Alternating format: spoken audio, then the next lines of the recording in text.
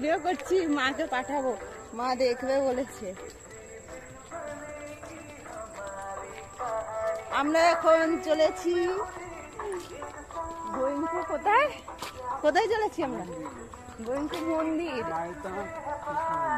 কি মায়তা কৃষ্ণ মন্দির? মন্দিরে চলেছি, মায়তা কৃষ্ণ মন্দিরে। ঠিক আছে, এখন চলেছি মন্দিরে। ধীরে ধীরে সবাই দেখতে থাকো ভিডিওটা।